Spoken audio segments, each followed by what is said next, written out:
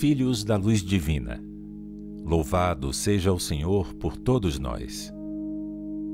Nesta soberana composição, também ressudam as vozes humanas em descompasso pelas dores insuportáveis dos fenômenos angustiantes que graçam na terra.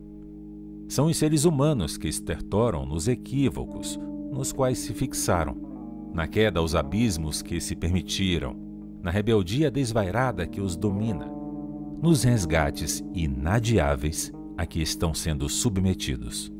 A providência atende aos apelos dos sofredores que sentem necessidade de paz e permite a pandemia utriz para fazê-los despertar para a realidade de seres imortais que são, de modo que se revejam e se autoanalisem, volvendo aos caminhos do amor que ficaram atulhados de ódio e soberba, de viciações e embriaguez dos sentidos.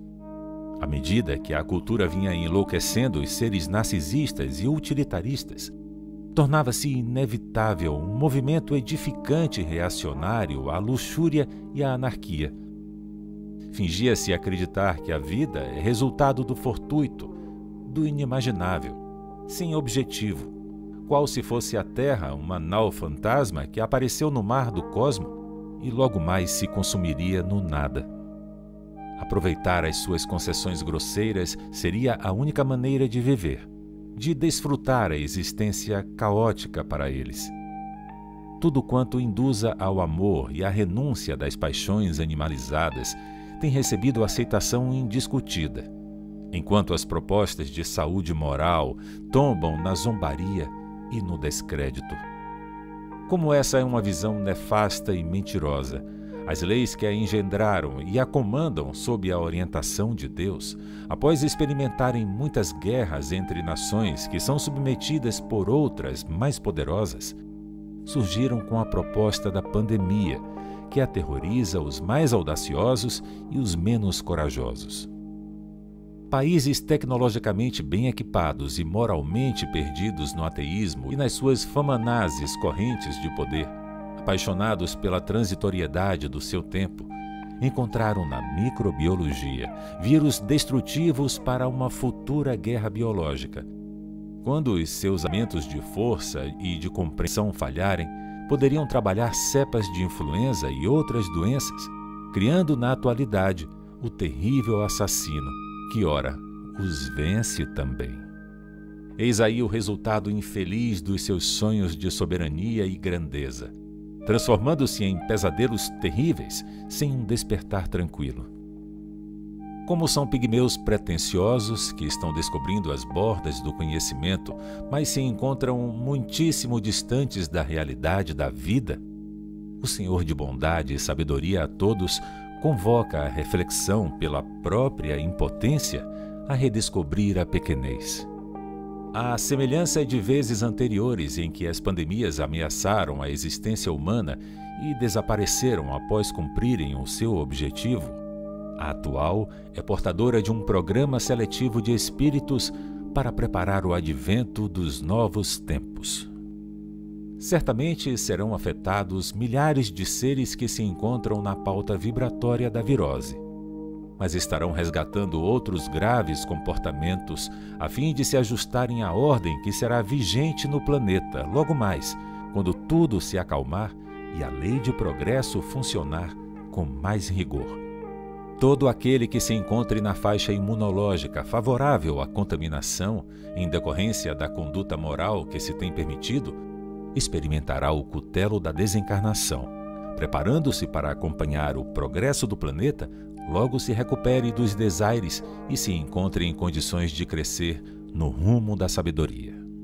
Com o enorme êxodo de benfeitores da humanidade interplanetária que auxiliarão os candidatos à imarcessível luz da redenção, a renovação espiritual tomará conta de todos os quadrantes, qual primavera risonha abençoando escombros e arrancando deles flores e cor, beleza e harmonia para a paisagem festiva.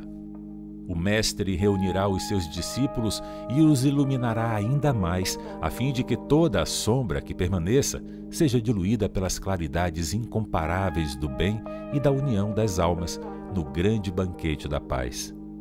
Enquanto isso não ocorre, as mãos do sofrimento asfixiarão muitas existências, que despertarão nos estertores da agonia para as futuras experiências de fraternidade, num imenso cantochão de humildade e afeto à vida em todas as suas manifestações, a fim de que também nós outros compreendamos a necessidade do auxílio mútuo e de que a felicidade pessoal é resultado das bênçãos que jorram fora de nós. Estamos honrados com o ensejo de participar das horas difíceis dos que estarão expurgando ignorância e presunção, de modo a evitarmos ocorrências semelhantes conosco. É hora grave e santa. A dor do próximo é nossa também. Suas lágrimas são suores em nós, e o seu desespero, nossa oportunidade de servir-lhes, atenuando-lhes a aflição. O celeste amante sempre desce aos vales terrestres em missão socorrista.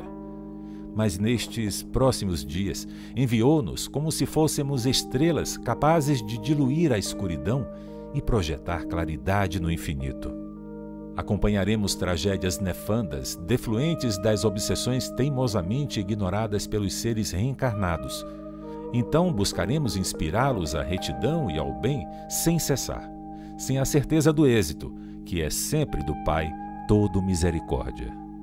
Objetivaremos evitar suicídios diretos ou não, acalmar as ansiedades, estimular a confiança irrestrita no Senhor e caminhar com os trôpegos, tentando ajudá-los a permanecer de pé, irredutíveis na bondade divina, mesmo aparentemente sob chuvas de calhaus e desesperos. Jamais nos cabe o amor particularista a uns em detrimento de outros, porque todos são nossos irmãos, credores de ternura e de amparo.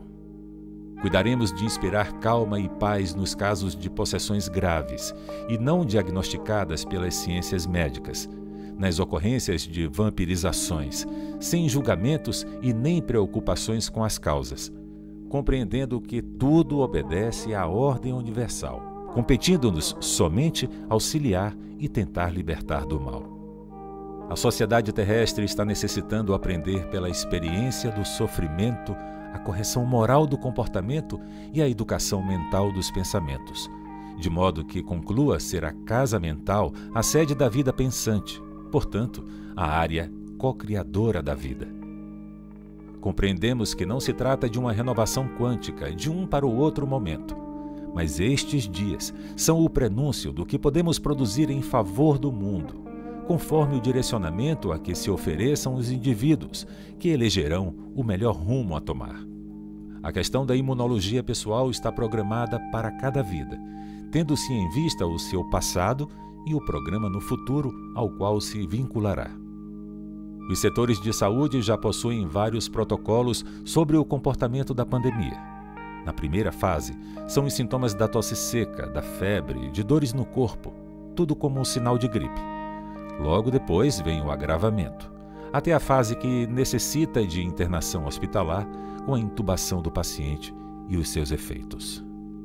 Cabe-nos inspirar cuidados logo aos primeiros sinais, de modo que o organismo, amparado pelas substâncias anti-infecciosas, reaja e evite as fases seguintes.